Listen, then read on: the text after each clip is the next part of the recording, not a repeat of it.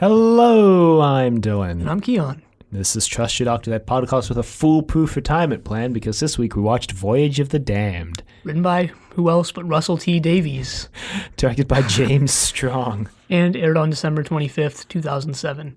Yeah, who else but Russell T. Davies? Who else would Russell T.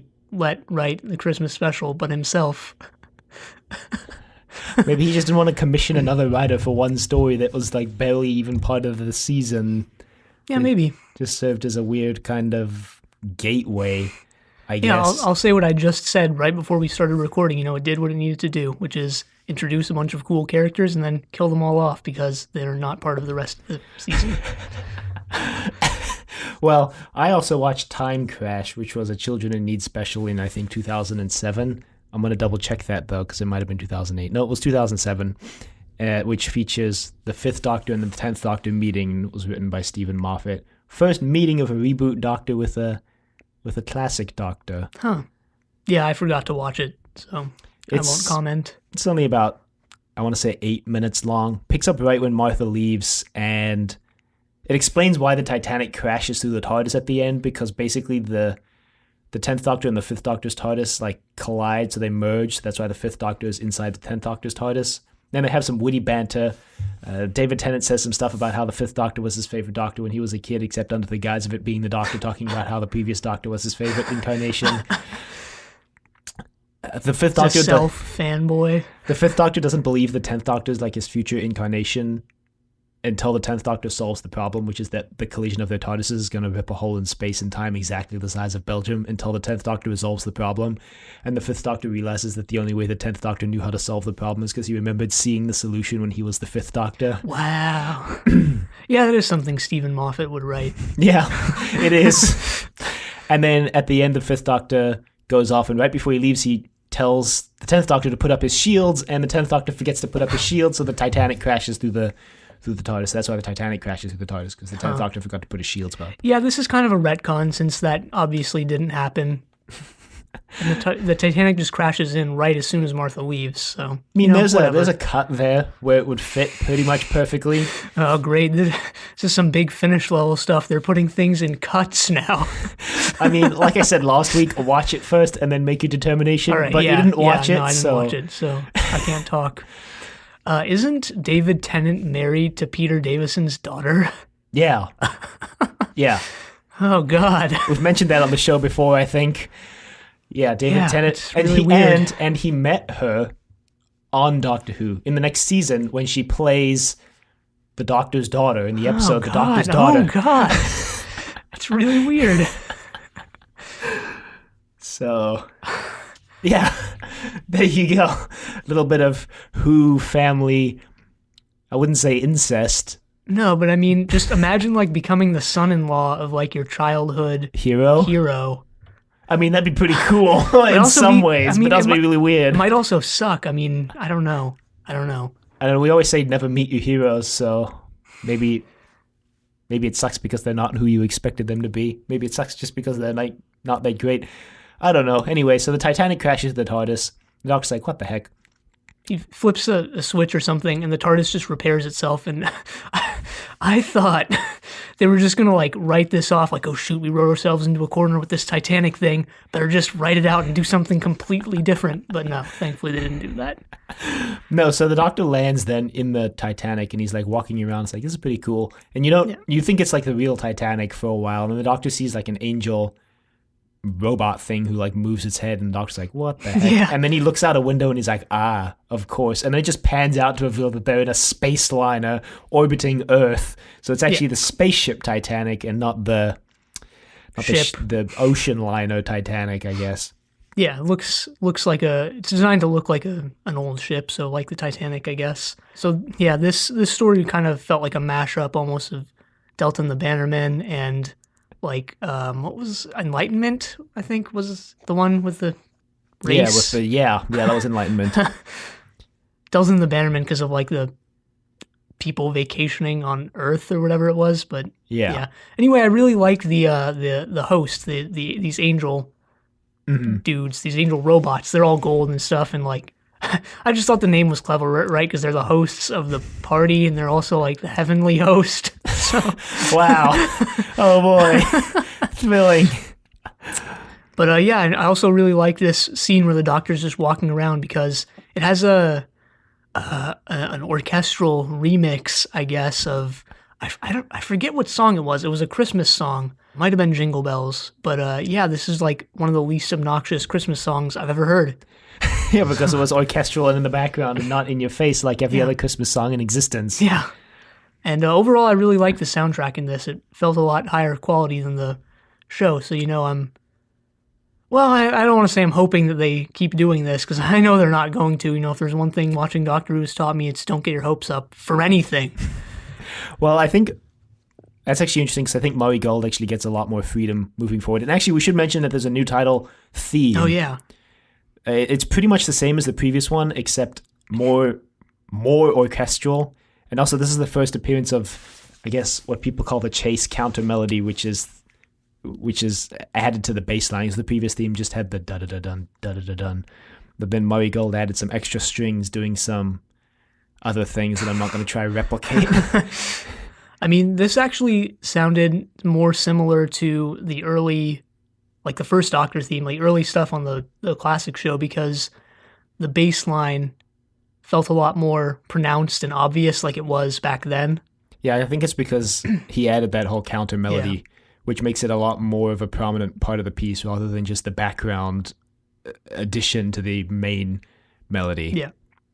This is the theme I have the most nostalgia for because this is the theme that played during the first episode of Doctor Who I ever watched, which is coming up actually relatively soon in a couple months, and I'll mention it when we get there. Huh. But yeah, I really like this theme. I like it a lot better than the one that was used in the previous 3 seasons, just because I think as a more orchestral theme, it works a lot better. And I think it's a lot more exciting and upbeat than the other one. Yeah, Not that it's even all that right. much different, though, really. Yeah, I mean, It's just different enough to be noticeable, I think. Anyway, yeah, I think Murray Gold gets a lot more freedom moving forward. I think Russell T realizes that they can be a bit more experimental now that they're going into their 4th season. The first couple seasons you want to try be safe. Yeah, because you want the show to be renewed. Once you get to that 3, 4, 5 season hump, you can start doing really weird stuff, because at that point... I mean, that's what the 9th Doctor was, right? Safe.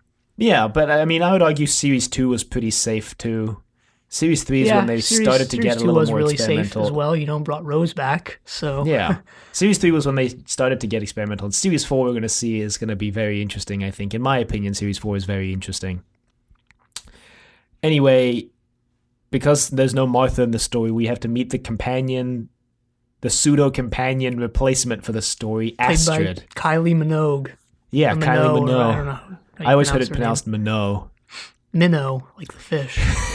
No, I don't know. She's an Australian actress slash singer slash performer, entertainer, celebrity, one of those all-encompassing celebrities, I guess, who just does a little of everything. Yeah. I'd heard her name before. I didn't really know who she was.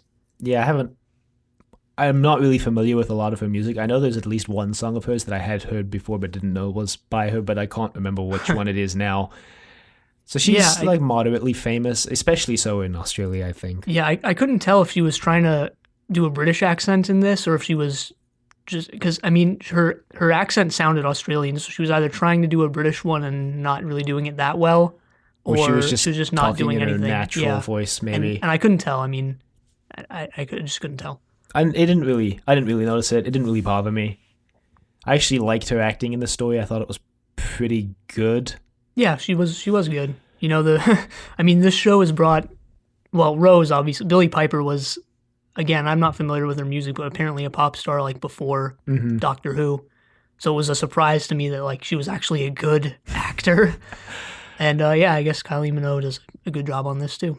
Yeah, I think I also read that a lot of people made a lot of fuss over the fact that Astrid is an anagram for TARDIS, which may just have been a complete and utter coincidence, actually, because nothing really ever comes of that. So, yeah, no, I mean, I read that that name Astrid was like attached at the last minute, that she had a different name to begin with. Yeah, what I heard was she was just going to be called Peth, and then they attached Astrid as kind of a first name, so it's Astrid Peth is her full name, but she just goes by Astrid in most of the stories. So anyway, The doctor is talking with one of the hosts, I believe, and the host is acting up and acting kind of suspicious, and then it just kind of breaks, and the doctor's like, well, that's kind of weird. And these two stewards just come out and run and pick up the host and run away, and they're like, so sorry about that, sir. We also get on a view screen the owner of this cruise line company, I guess, whose name was... Max Capricorn. Right, Max Capricorn. Yeah, so this is an alien society from the planet Stowe. Yeah. But they're... And, everyone on the ship, won these tickets or bought them or whatever to, I guess, appropriate Earth culture. But at the same time, their society seems really similar to Earth's as well. Yeah. It seems to be a society that's really similar to Earth, but also I think the cruise visited a whole bunch of planets, but it seems like they're most interested in Earth. And I think the main point of the voyage was to go to Earth and just float around for a bit. They're going around Christmas, and the Earthonomics guy... What was his name? Copper, I think. Copper was like... He's giving a sort of a lecture about Earth, and all the info is like slightly off. Yeah, but we're not quite there yet, because first then the doctor meets Astrid. Yeah, well, we see what's his name? The little red guy. Banacafalata. Yeah, we see him sort of running around. I was like, oh, one of those cool background aliens that they always throw in. Little did I even remember that they never throw in any cool background aliens except in End of the World. So it was obvious that he would be a main character, but, I didn't put two and two together at the time. Yeah, and then, so Astrid is serving a drink to, what was his name? It's like Skinner or something. I don't remember. Some sort of he's a real asshole name, because he was an asshole. What was asshole name? Like, come on. What was his name? Hang on, let me check the credits. Rixton Slade. Oh, yeah. Yeah, maybe you can have an asshole name.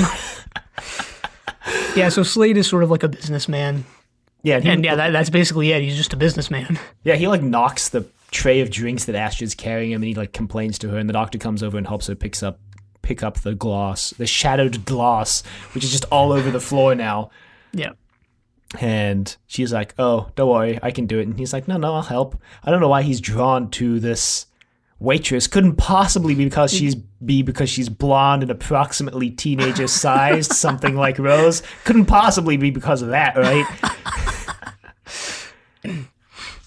Maybe she reminded him of Ace in Dragonfire. Right. She was a waitress in Dragonfire.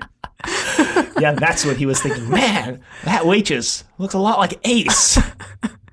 Anyway, he, for some reason, reveals that he is a stowaway. I mean, he obviously wants Astrid to travel with him, from this moment on, so... Well, especially so when they go down to the planet. And you mean Earth? Yeah, Earth. The planet. No, it's an alien planet. No, so the doctor then meets these two people, and they're named Morven and Foon. Oh, yeah. And they're wearing, garish purple, I guess, rodeo-esque outfits is what I thought of when I saw them. Just festive purple outfits, the kind you might wear at any Christmas. Just right. Kidding. So I wear purple rodeo outfits to my Christmas dinner. Anyway, they're stuffing their faces, and other people are sort of looking at them and laughing, and we find out that they won these tickets, so they're probably from a completely different class as everyone else who probably bought these really expensive tickets. Yeah, because he's first class tickets, and Foon is like, yeah, they all think we should be down with the stewage, down in third class, but we won these tickets fair and square. And we find out how they won them in a lot later, actually. And they were told to dress fancy or whatever, so that's their idea of fancy, I guess. Fanciest clothes they own, I think they say, or something like that. Yeah, but, they don't mind. They're enjoying the buffalo wings. So the teleporter, the historian, the Earthonomic guy calls for red 5 for the tickets, I think. Red 47, something like that.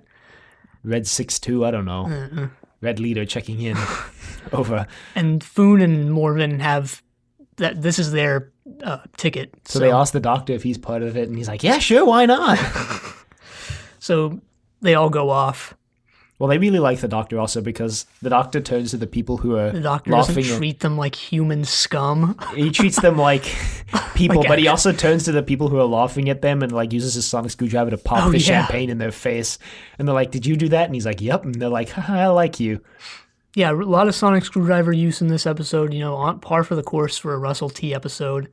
Well, got to hold out one more season before hopefully it gets a lot less No. use. It doesn't get any Oh, less God. use. In fact, I would argue that it gets used more.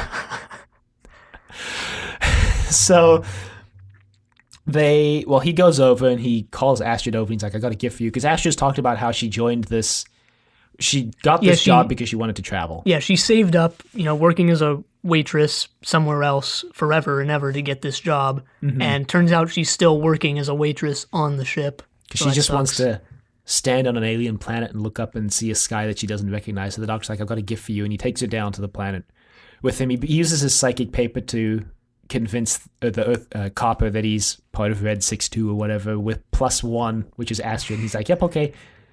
Yeah, so Copper gives him a bunch of misinformation about how people eat The Turkey Nation. They go to war with the Turkey Nation, and then they eat the turkey. Like Turkish people for Christmas, and a bunch of other things like that. And also how if you're naughty, then Santa like kills you with his big claws. The Doctor's like, where did you get this information? The Doctor tries to dispute it, which is like a dead giveaway that he just doesn't belong here, but nobody even cares or notices. Anyway, they give them, the guy gives them a bunch of teleport bracelets from Blake 7. Yes, a very Blake 7-esque teleporter bracelet pod holder here, and then he just hands out these bracelets. Even the effect looks like what they might have achieved on Blake 7 if the budget wasn't like £5. Anyway, maybe it's a deliberate reference. I mean, yeah, maybe. They get down to Earth, and the Doctor's like, "This isn't a good idea, just teleporting in the middle of the street. It's going to be completely busy." Well, also because they're taking Banner Cafalata with them, and he's like, people are going to notice, and they go down, and it's just empty, and the Doctor's like, "What the heck?" So Copper's like, "I've got a gift card if you guys want to buy some trinkets." And the Doctor goes over to this guy, whose name we never actually learn in this story, but you find out later that this is Donna's grandfather, Wilfred. Just going to say it right now before Keon's seen any more of him, but he's definitely by far the best character Russell T has created, in my opinion. Wow. I love Wilfred. That's high praise, considering Russell T created Rose, and, season 1 Rose was actually great. I love Wilf. Wilf. That's what they call him. I think I also read that the reason why they bring Bernard Cribbins, who plays him, who was actually in talks to play the Doctor earlier on in the show back in the classic era.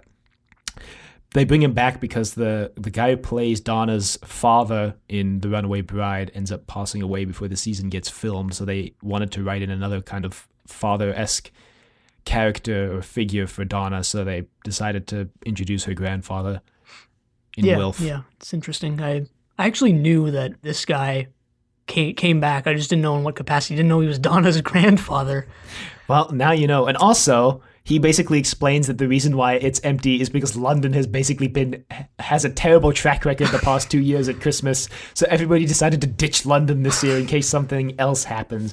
And he mentions or just stay inside. Yeah, he mentions the Queen has decided not to leave and to just stay in London. She just doesn't care, I guess. She doesn't believe that there's going to be another attack or something. But Wilf mentions the star that the Rachnos were in the last year that Mr. Saxon blew up, and then he also mentions the ship in the sky when the 10th Doctor regenerated the 2 years before. Yeah, and he decided to stay because, well, he's just brave enough to do so or something. He also uses the classic Britishism, everybody scarpered when they saw that it was Christmas. I don't even know what that means. I guess it just means left. It just means left, but it sounds way cooler. And then throughout all of this, we've been getting scenes on like the bridge of the Titanic where the captain, he sends everybody off. He's like, they have this tradition at Christmas where they drink champagne, so I think you can all go have some. Yeah, he says they can go drink rum, and they're all like, all right, sure. And Midshipman Alonzo stays behind because he's like, there always has to be 2 people on the bridge, and the captain's like, yes, well, very well, okay. The captain has some sort of cryptic dialogue that Alonzo, Frame was his last name, I think? Yeah, Frame. Should have realized what was going on earlier, but he didn't. He didn't. I mean, So yeah, I guess I understand it, right? He's the captain, so if something seems weird, you might just write it off. Well, like, oh, it's the captain knows better than me. yeah, well, But no, the captain disengages the shields, and there's some meteors or meteorites or asteroids. Now we always have this problem, but meteors. They call them meteors in the story nearby, and it turns out the captain polarized the hull, which is drawing the meteors towards the ship. And Frame is like, oh, gonna give him a little light show? Huh? All right, okay. And then the doctor and his buddies get teleported up, and yeah, because something's going wrong. yeah, something's going wrong. And Frame is like, this is kind of weird. What's going on? And I think at they this get point, teleported up just randomly, and it's apparently there are power fluctuations. So they're like, "What the heck is going on with the ship, guys?" And the doctor talks with. Actually, the doctor hacks into the computer panel at this point. oh yeah, because he sees the Max Capricorn sort of video playing, and he opens up the panel and hacks into the ship computer to warn the captain. But the captain sort of just writes it off, and Frame is like, "Hey, we really need to do something about this." Mm-hmm. And that's when the captain pulls the gun on Frame. Yeah, and shoots him in the stomach. Yeah. And Frame is like, "Oh, why?" The captain has sort of a backstory. He says that they told him there wouldn't be any young crew members, that it would be all, sort of old people who would run their course, as bad as that sounds. It also says he's dying of like cancer, so. Yeah, he mentions his family, but, I didn't really I didn't care enough to like get this sort of backstory, I guess. There was barely any of it either, so I guess it didn't really matter. And he dies, because the asteroids do crash into the ship, meteors, whatever they are. Yeah. They do crash into the ship and destroy a bunch of stuff and kill a bunch of people, including the captain. Yeah.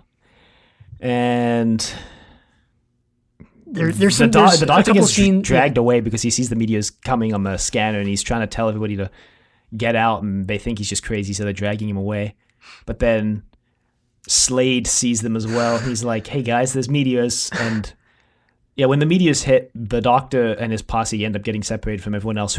Everyone else ends up dying. Mostly everyone else. But so it's the doctor, Slade, Morven, Foon, Astrid, and the two stewards, one of whom dies immediately, and the other one who opens the door and goes flying out. Banacafalata. Yeah, Banacafalata. But yeah, one of the stewards then goes to open the door, and like you said, just flies out. Yeah. The doctor seals the door, and there's some chaos about what they're going to do next.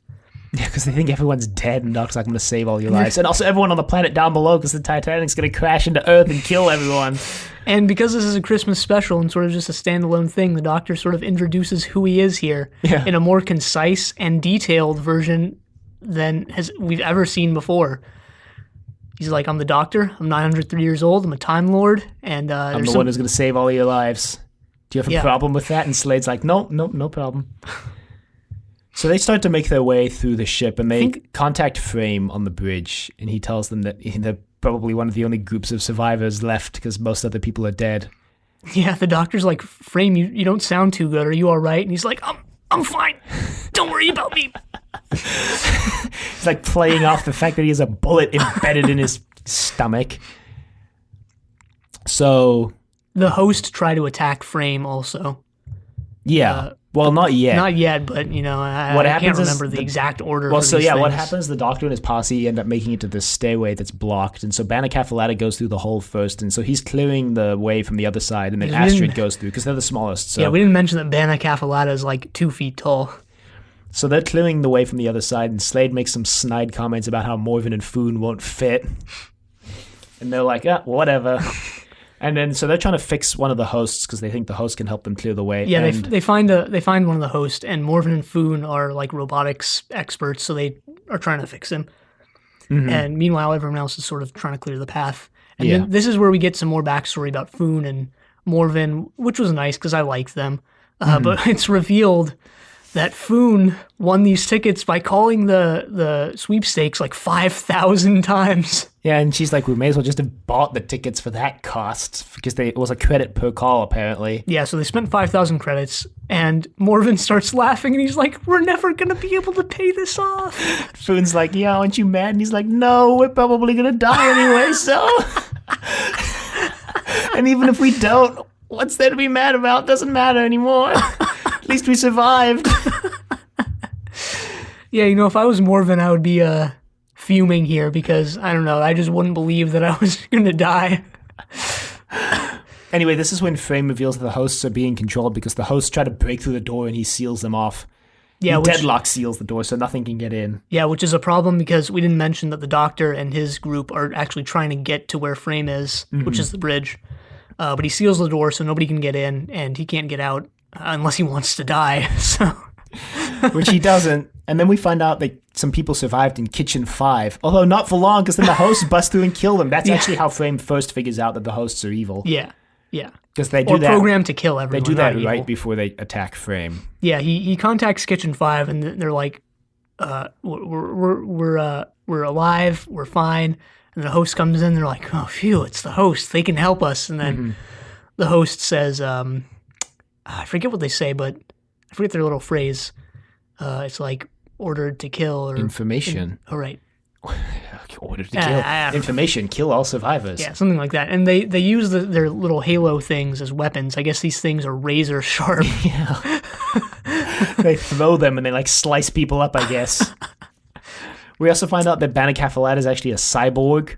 Yeah, he goes off and you're like, and Astrid is like, I wonder why Banacafalata went off and isn't helping us.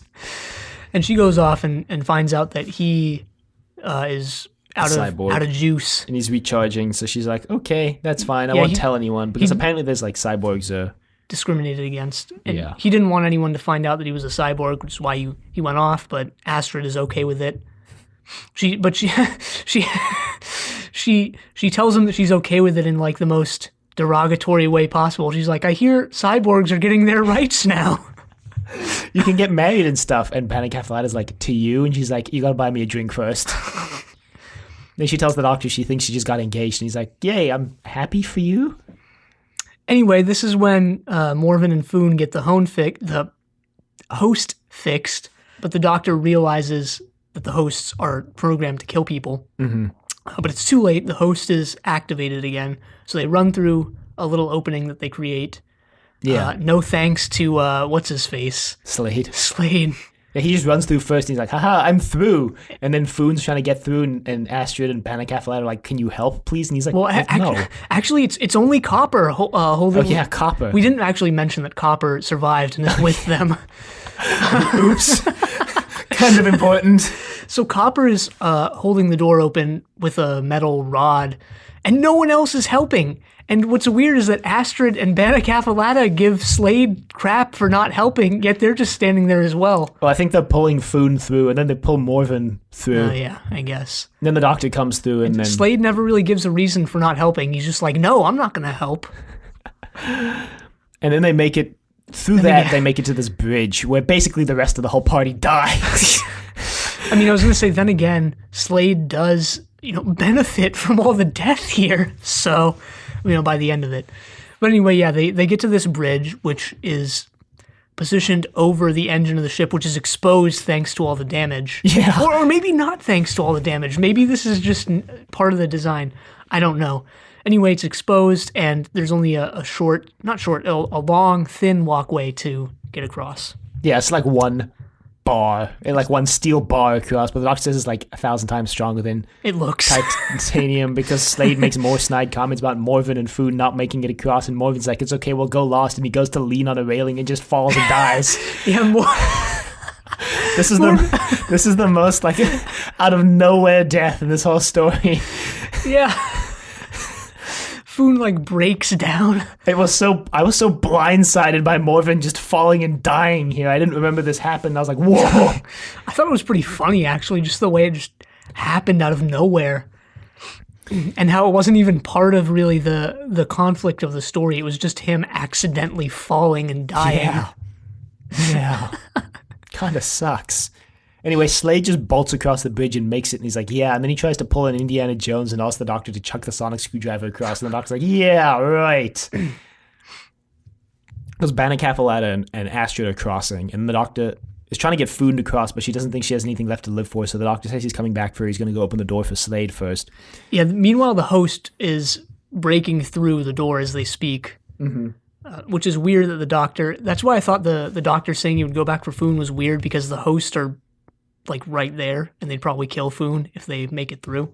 Yeah. So I didn't really get that part, but whatever. So the doctor is crossing the bridge. Yeah, they do make it through. The hosts actually do make it into the room. Yeah, they go around because they stop. right, they yeah, stop hearing them try to bust through the door, and they're like, "What? Where are they?" And then they come flying down from above. Yeah, I guess they forgot that angels can fly. Then Banner Cafelata's like, "I'm a proud cyborg," and uses his EMP pulse that apparently he has embedded in his chest to knock them all out. All the That he could hosts, have not the used people. earlier, but I guess it would kill him. I think It did kill him. Yeah, was what it was supposed to be, but guess yeah. he just has a self-destruct mechanism built in. Is what we're learning here. Astrid, well, I guess because it uses all his powers, because Astrid's like, oh, we can go plug you in at a power point, and Banner Cafelata says there's no time, he doesn't have enough energy to make it, so he dies. Yeah. Astrid's like really upset, because he's like, you still have to buy me that drink. But then Copper takes the EMP thing out of Banner Cafelata's chest, because he says that they can still charge that up and use it, even if Banner Cafelata's not alive. Yeah, and they can use it once a minute, which basically gets them through the rest of the story. Yeah. But one of the hosts is actually waking up, and everyone but the doctor makes it through. The doctor stays behind, and he activates the host's information Protocol 1, and he gives him 3 questions. He desperately tries to come up with the number to activate the information function, and he goes through 666, 42, a bunch of other interesting numbers that had something to do with other thing references or in-show references or whatever. But it's actually just 1. Yeah. And he has 3 questions, but he doesn't know that. Yeah, and then the host is like, your 3 questions are up. And then Foon lassos the host and is like, you're coming with me. And she just jumps off the edge, and the doctor's like, no. Yeah, so except Foon's a lot more dead. emotional than that. He's like, no. Well. He's like, no more. He doesn't want any more people to die. Yeah, so Foon's dead. Did we skip the part where Copper gives his backstory speech? I think we did. I don't remember when Copper's backstory speech happens. Well, we might as well just explain it now. So Copper, not obviously, but he doesn't have an actual degree. He actually just went to University of Phoenix. No, I'm just kidding. Well, he basically says he went to an online university to get his degree. Oh no, it was a university / dry cleaners or whatever it was. But I thought it was just that this planet Stowe just didn't know much about Earth. Apparently that might be true, but Copper is not the most qualified, but he lied to get his job on the ship because he wasted his life, he says, as a traveling salesman. Yeah, and he wants to get enough money to be able to buy a house with a garden and retire to somewhere. Yeah, he's basically the foil to Slade. To Slade and to Capricorn. But we don't know that yet because we don't know Capricorn's plan yet. We don't even know Capricorn is alive yet. We don't know Capricorn's behind all of this yet, although we can kind of guess. So in the next room, the doctor charges up the EMP pulse, and he gives it to Astrid, and he gives the screwdriver to Slade, and he tells them to make their way to the main deck of the ship. And Slade at this point, Slade has said this a couple times before, but he's like, well, why do we have to listen to you? The doctor's like, he doesn't actually say this, but he's like, well, you don't. Yeah, and the doctor says he's going That's down. what I would do in this situation. Honestly, if I was in this situation, I would be the Slade character just throwing a wrench and everything. Wow, jerk. Why would I pass up a chance to die? I'm just kidding. Wow. Are you okay? Slade, Astrid, and Copper go off, but not before Astrid kisses the doctor. Yeah, she says they have an old tradition on Stowe.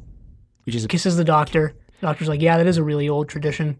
Yeah. And Astrid actually, this is before any of this happens, but the doctor invites Astrid to travel with him. Mm-hmm. And she's like, all right. Yeah, I think she actually asks him if she can go with him, and he says, "Yeah, I'd like that." Yeah, and as soon as she asked this, I was like, no, don't do that. This means you're gonna die. I mean, It means a Christmas special. She doesn't come back in series 4. Her saying this basically guarantees her death. Astrid is the first companion-esque character of the reboot to die, so that kind of sucks for the Doctor. He's really torn up about it later. I know we spoiled that big plot point right now. So the Doctor's going down to deck, I don't remember what deck it is, like 31. 31, because all the hosts talk about how deck 31 is where the orders are coming from. And, so the Doctor figures that something important is on deck 31. And Frame also looks at a map of the ship, and he can't access what's in deck 31, and he tells the Doctor that. So there's obviously something suspicious there. So the Doctor encounters more hosts and activates their 3-question protocol again. But he accidentally messes it up by... He's like, so I get 3 questions, right? And they're like, yes, now you have 2. And he's like, wait, that wasn't a question. That's not fair. Can I start over? And they're like, no, now you have 1 left. But then he tells them that he wasn't a passenger, and since the orders are to kill all surviving passengers, they can't kill him because he wasn't on board. So they scan him, and they're like, confirmed.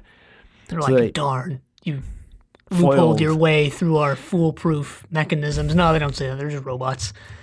So they take him down to deck 31, and then Max Capricorn rolls out, and his like tooth twinkles, and the Doctor's like, wow, it really does that.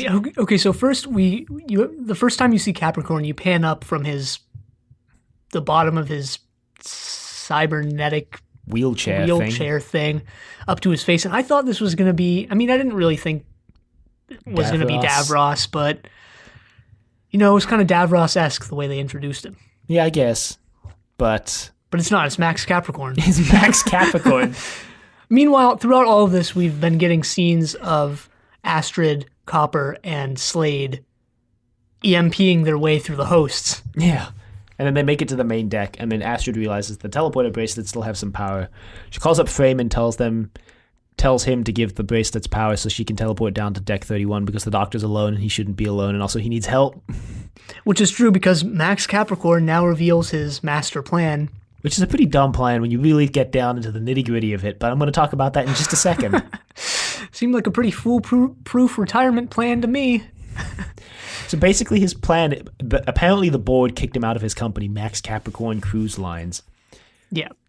And so basically, I guess in retaliation, he sold all his shares in the company and bought shares in like rival companies and is going to crash the Titanic on Earth and it's going to kill a bunch of people, and that's going to basically destroy the Capricorn Cruise Line's reputation. And Capricorn has a ton of money saved away and he'll get a bunch of money from that and he's going to retire. Yeah, and all he has to do is kill the 2,000 people on the Titanic and the 6-point-whatever billion people on Earth. Which, that part of the plan, I guess, works. The part of the plan that doesn't make sense to me is why Max Capricorn has to be on the Titanic when it crashes. Well, he is in... Deck 31 has like this chamber that he's in, which basically seals you off from the outside world completely. You can't be hurt in there. Mm-hmm. And nor does Capricorn even really know what's going on outside. He comes out and he's like, wait, the plan isn't executed yet? What's going on?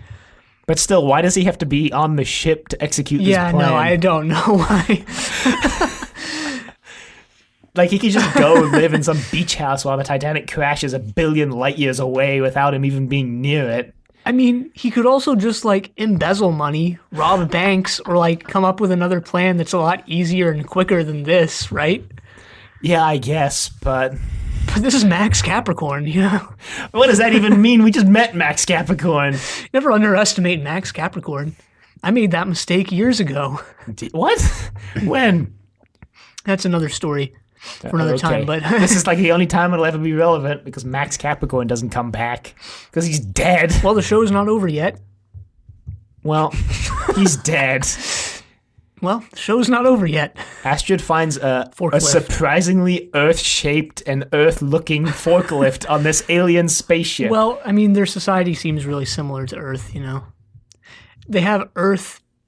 There's a keep out sign on deck 31. Which, I mean, that doesn't explain the forklift. What do they use the mean, forklift for? The English lettering, the English sign is more of a big thing to me than the forklift. I mean, that could just be a translation from the TARDIS. It could. Maybe the forklift is just a translation of the device she actually uses, because maybe what she actually operates is something that's so outside the realm of human perception that we're just not capable of understanding it without like having our brains fried. So Russell T and the other creators of the show kindly did us the favor of introducing it as a forklift. I'm just gonna go with that. Okay, sure.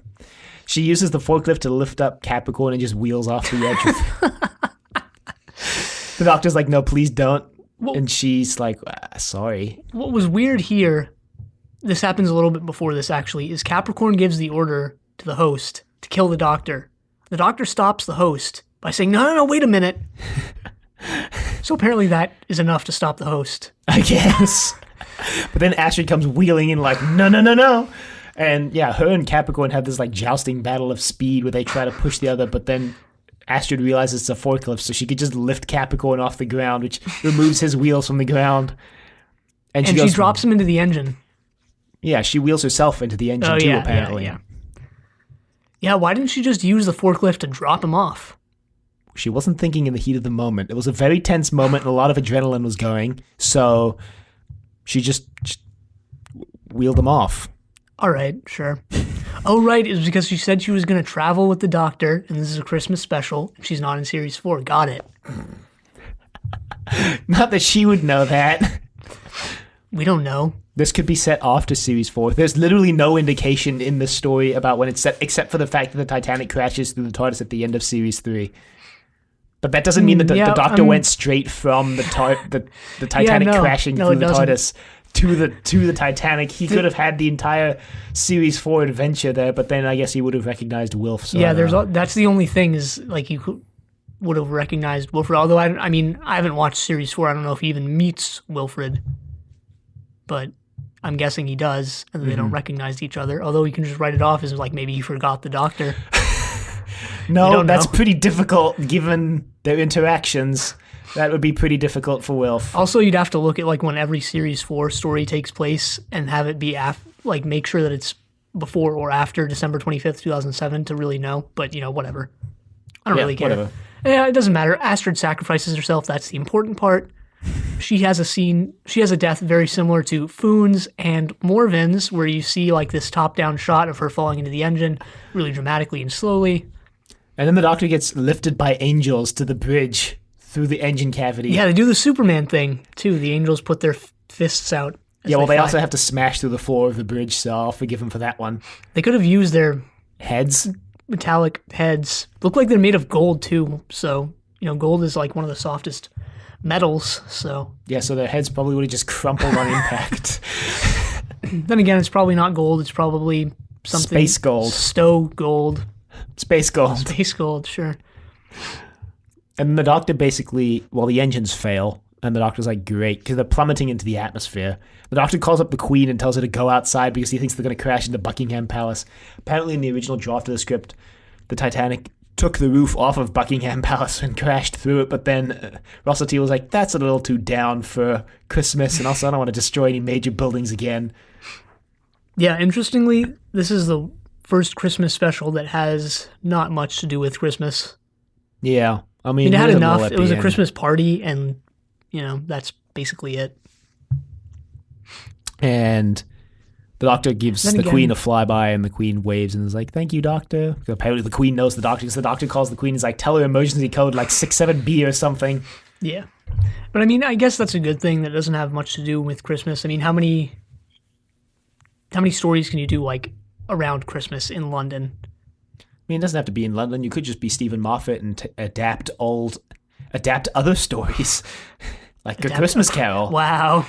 And The Lion, the Witch, and the Wardrobe. Wow. Or Inception. All right. I'm giving a thumbs up. Guess I have that to look forward to. So, but yeah, the Doctor saves everyone left, at least. like 4 of them. Actually, yeah, it's just 4 because it's Frame, Copper, Slade, and the Doctor. Yeah, it cuts ahead to, I guess this was a couple hours later, and yeah, it's just the 4 of them left. Frame powered through, the real hero of this story. Yeah, he did get shot, so... Yeah, but he seems fine now. Copper is like, oh god, I'm gonna go to jail.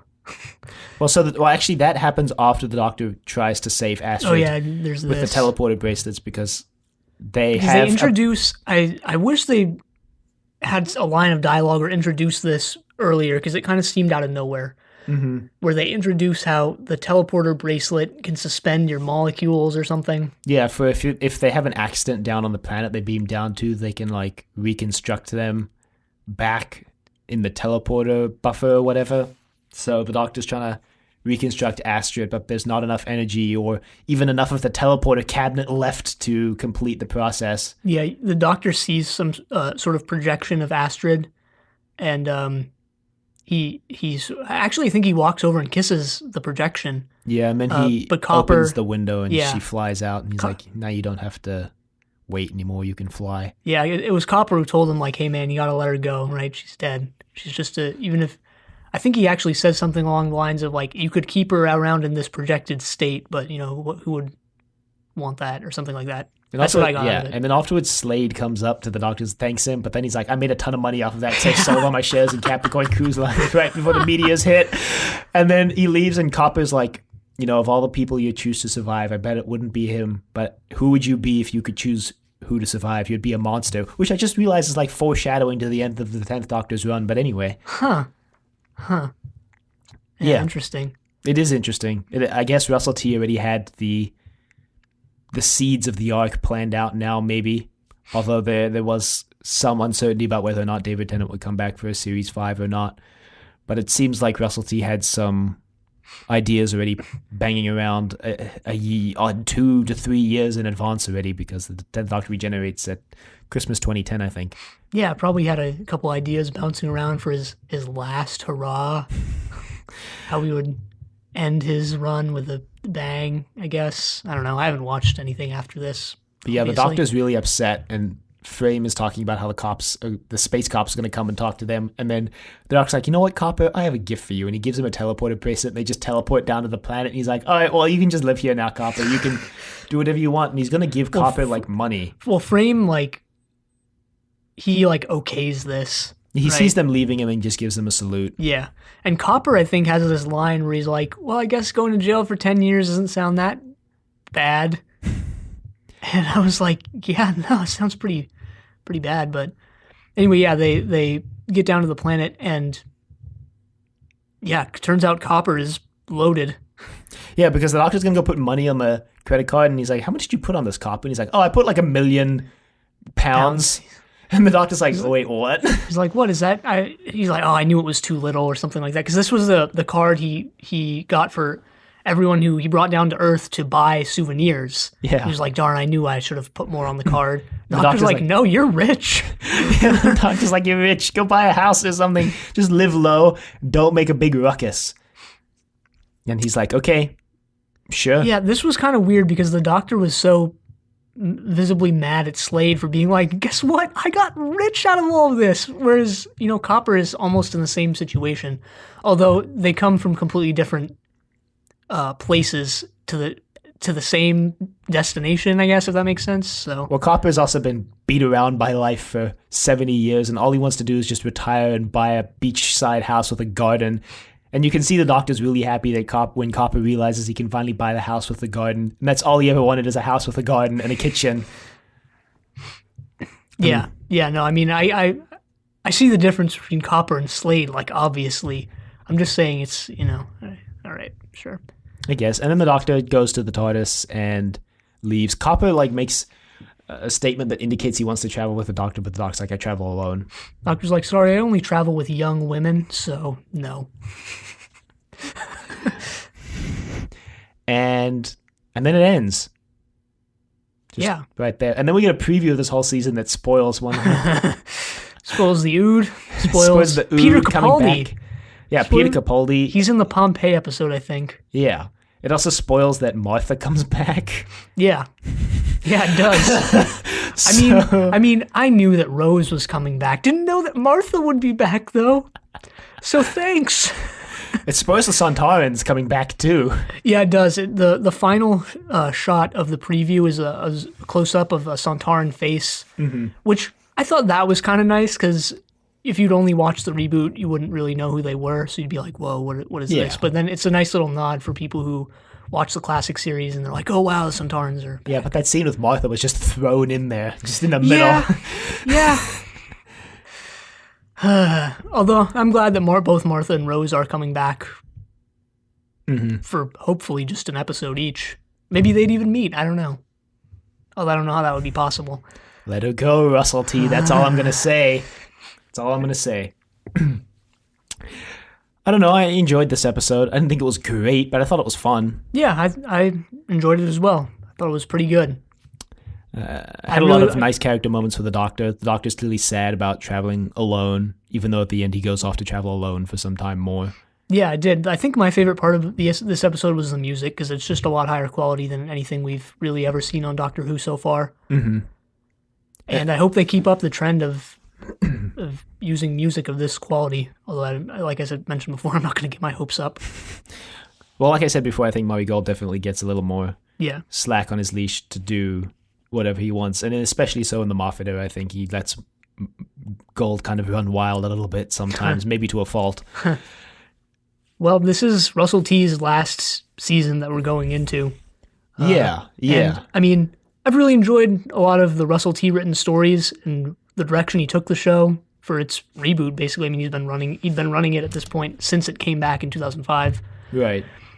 And I think he introduced a lot of interesting things that the classic series had never really touched on. But at the same time, I'm also ready for Moffat. I'm ready to, or not ready for Moffat. I'm ready to see Russell T. Or I'm ready to have someone other than Russell T. Yeah, I mean, that's fair. Russell T has a whole season, plus then he has a couple specials that run over the course of a year, because Moffat wasn't exactly in a position to take over the show yet, and they were a bit uncertain about the show's future, so they ended up just making it's considered basically just like a season of specials, really. It's about 4 specials, I think it was, that take place after the end of Series 4. So we have Series 4 left, and then we have the 2008 Christmas special. And then we have the 2 other specials that had happened in between, which are Waters of Mars and Planet of the Dead. And then we have the 2-parter kind of final special that was aired on Christmas and New Year's of 2009, I want to say it was. I mean, Christmas don't look at me, I don't know. Christmas 2009 and New Year's 2010, I think, was when that 2-parter aired. So we have about 16 episodes, I want to say, left to get through. Less than 16 weeks, obviously, because we do multiple episodes in an episode if it's a 2-parter. So, yep. Yeah, Series 4 is definitely something to look forward to. I'm really looking forward to Donna finally coming back after... It's been 3 months for us, but still, whatever. And yeah, I actually really enjoyed the special effects in this, and I think Banacafalata looked really cool too. I think the costuming was really nice in this story. Yeah, it was all around just a good story. Anyway, you can email us at thedoctor@decorativefestival.com. Questions, comments, concerns, angry rants, love letters, your thoughts on Russell T's era and the conclusion as we come to Series 4. You can find us on YouTube at Decorative Vegetable. You can find us on Google Play and Apple Podcasts at Trust Your Doctor. Be sure to leave a rating if you like the show. Check us out on Facebook, Trust Your Doctor. Like us on Facebook. Also check us out on Twitter at TYD Podcast, and follow us on Twitter. And next time we're watching Partners in Crime. But until then, the end.